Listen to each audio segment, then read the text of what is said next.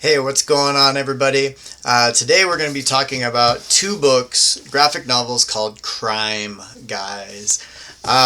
There's a lot of people who watch this channel for a lot of reasons. I have a lot of people that follow me for graffiti reasons, and they probably don't want to hear all these book reviews. But I'm going to sneak them into book reviews by reviewing a graffiti book.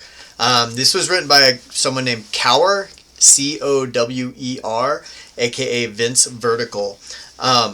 I just started seeing some of these videos that he was posting online. I really liked him. I liked his style. I liked the way he talks.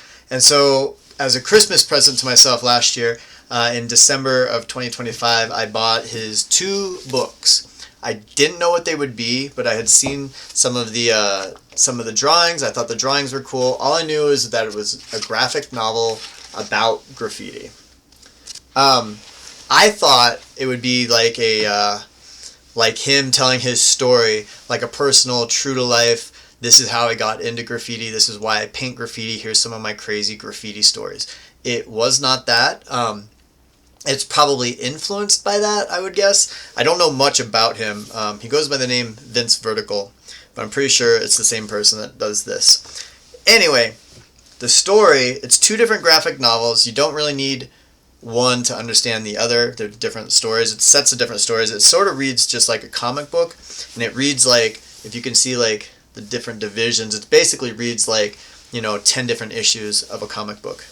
So I think the first one is called Wet and Wild. I don't know which order they came out, but I think Wet and Wild is the first one.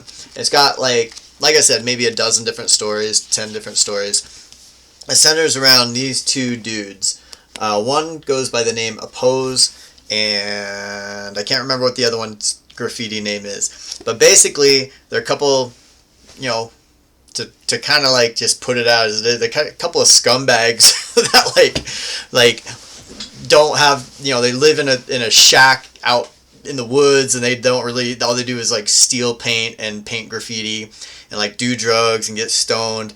I think they're good story. Let me just say, let me be very clear. I fucking loved them. I thought they were great. I couldn't read them fast enough. I burned through both books in like a week.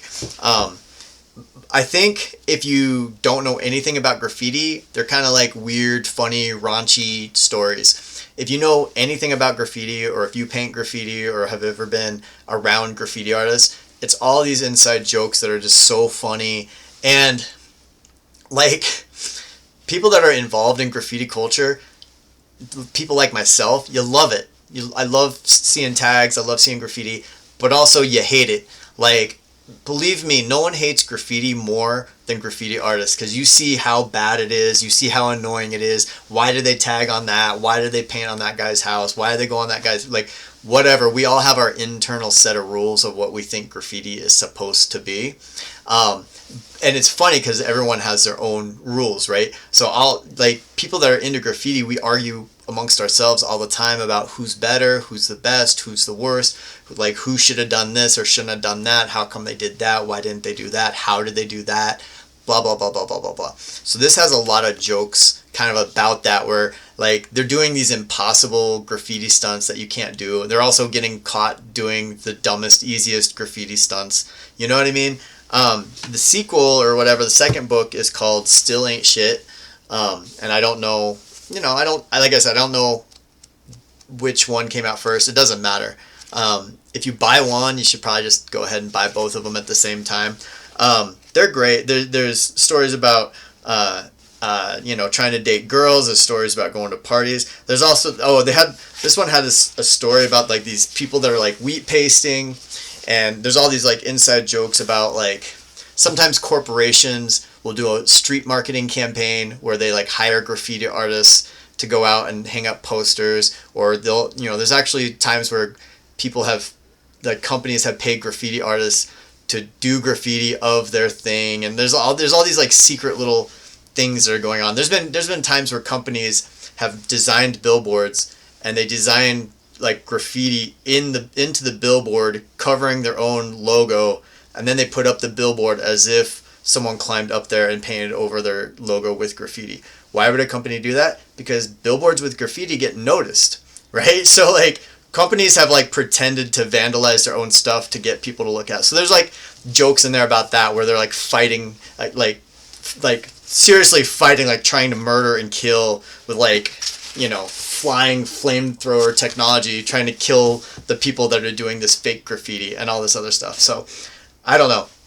If you like comic books, you'll probably like it. If you like graffiti, just fucking shell out the money and get it. You'll love it.